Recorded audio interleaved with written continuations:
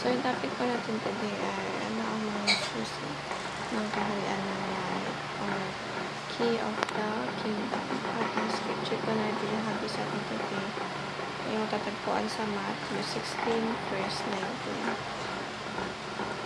So, basa po muna natin yung concept ng keys of the kingdom. Jesus used the phrase keys of the kingdom in Matthew 16 verse 19 to describe the spiritual authority entrusted to the church, particularly through its leaders.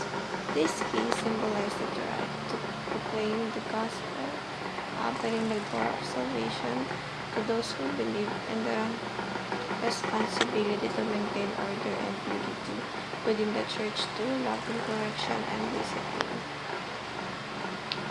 The authority doesn't come from human power but from Christ himself, who rules his church and entrusts its stewardship to his people. Pag-usapan natin yung features.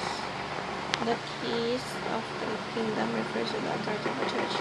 Preach the gospel to open the door to the kingdom. Prohibit certain practices according to the Bible and permit certain practices according to the Bible. So, dito po, pinapahinggan po sa atin na, of course, ang mga bagay na makakatulis para sa kasalanan. Siyempre, also magturo tayo ng sa Panginoon ng Diyos or ibahagi natin sa iba dahil ng tao lang na yung nakagustuhan ko sa Panginoon sa atin. Pangalawa naman ay gusto ng Panginoon Diyos na sumalit tayo sa mga bagay na gusto nang siyempre sa mga bagay na gusto nang ipatapat sa atin kasi bilang Kristiyano ang gusto ng Panginoon Diyos na dapat siyang nalilipigay sa atin dahil sa Panginoon ay mas lumalalang tayo sa Panginoon at of course mas nagkakaroon tayo ng connection sa Panginoon Diyos kaya dapat mas yayaman natin lahat ng bagay kaya dapat mas pinagtiitihan natin na sumatay sa Panginoon Diyos na pinagpapala niya ang mga anak niya na mas lumalaman mo sa Kanya at of course mas nakakarelasyon sa Panginoon dito sa applications.